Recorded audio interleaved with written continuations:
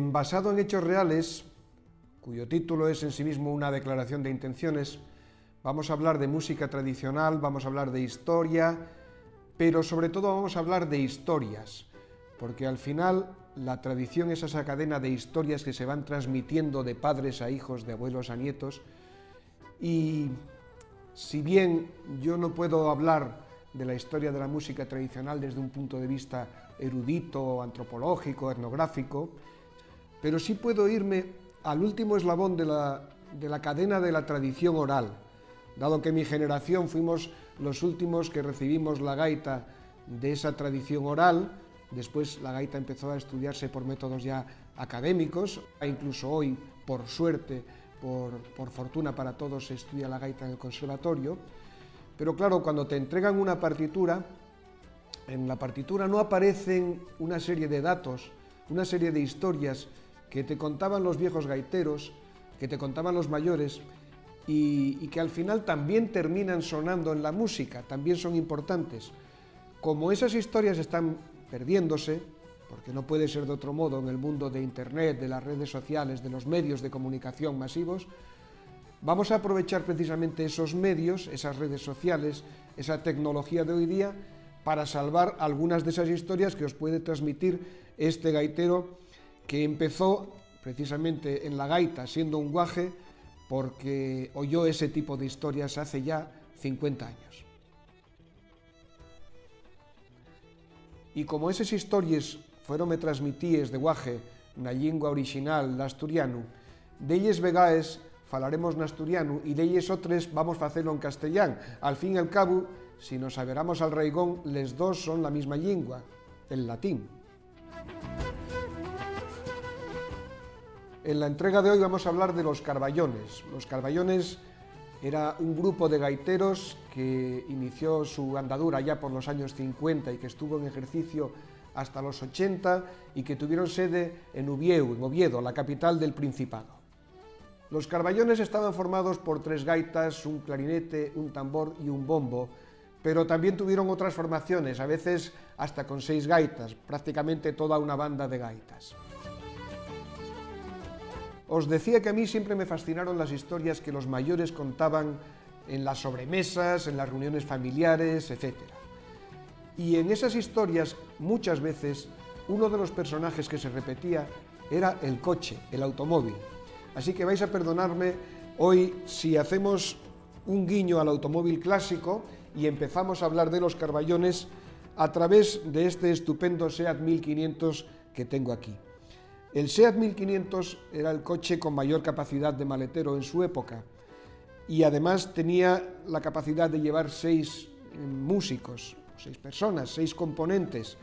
En el asiento delantero iban 3, en el trasero iban otros 3 y en el maletero, que como digo era el mayor de su época, viajaban todos los instrumentos de la agrupación, incluido el bombo.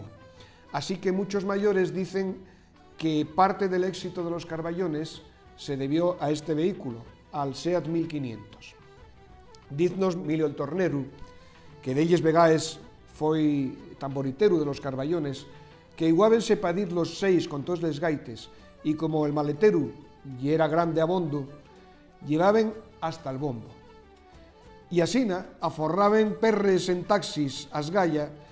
y desta manera non había romería na que non tocaren los carballones. Pero ¿sabemos hoy día cómo sonaban por entonces los carballones? Pues sí, sabemos cómo sonaban los carballones gracias al archivo de Javier Díaz Fernández, Javier el de Arroes. Javier el de Arroes, desde los años 50 hasta hoy día, lleva registradas miles de grabaciones de música tradicional asturiana. Vamos a trasladarnos a través de su archivo a la Ribadesella de 1969, donde llega una excursión con un autocar de Arroes. De este autocar desciende el propio Javier el de Arroes con un magnetofón y un micrófono y automáticamente comienza a seguir el desfile de los carballones por toda Ribadesella. Escucharemos en la grabación la voz del propio Javier el de Arroes, que nos va refiriendo qué estaba haciendo, cómo seguía a los músicos y cómo estuvo incluso a punto de perder el autocar de vuelta a Arroes porque estaba encandilado por la música de aquellos gaiteros. Venimos bien, montando Sí. tela bien,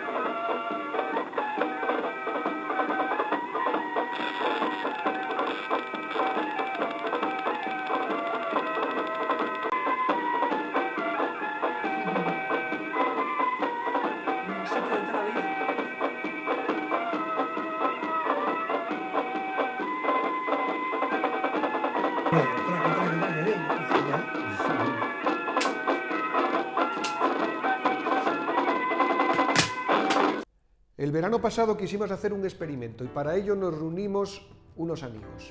Fue en el Llagar de Sendín, en Cabranes, Asturias, y estábamos Alfonso Fernández Álvarez, Fonso el de les Regueres, que aportó una estupenda gaita de Antón de Cogollo de unos 90 años de antigüedad, a la que sumaríamos una segunda gaita que poseo y que guardo como un tesoro del mismo fabricante, también de unos 90 años de antigüedad, y Pepín el de Muñalén, José Servando Menéndez Fernández, que es ese gran virtuoso de cualquier instrumento que se le ponga por delante, en este caso con el clarinete, a la manera de los antiguos grupos de gaiteros. En el tambor iba a estar mi hermana María José Evia, y en el bombo iba a estar Iván Fernández Trabanco, el fiu de Alfonso el de les Regueres, y bueno, era todo un reto saber si aquellos instrumentos de 90 años eran capaces de empastar y podíamos ofrecer un resultado musicalmente actual, un resultado válido hoy día con aquel tipo de instrumentos, con aquel tipo de formación y además con una partitura original de los propios Carballones, porque se conserva un cuaderno muy amplio de partituras con el repertorio de los Carballones, transcrito en notación musical, y gracias a eso pudimos acceder a la Jota Casina, la Xota Casina, una de las piezas que esta agrupación hizo más populares y que vais a disfrutar en el vídeo que vais a ver a continuación. Vais a Blucabos con el empaste destes gaites que delles vegaes, instrumentos que delles vegaes mantenemos escaecíos y que rescatamos para este vídeo. Y antes de pasar al vídeo, deciros que los que estéis interesados en recibir la partitura de esta pieza, de la Jota Casina de los Carballones, podéis hacerlo enviándonos un email a la dirección que aparece aquí abajo y a la que aparecerá en la descripción de este vídeo.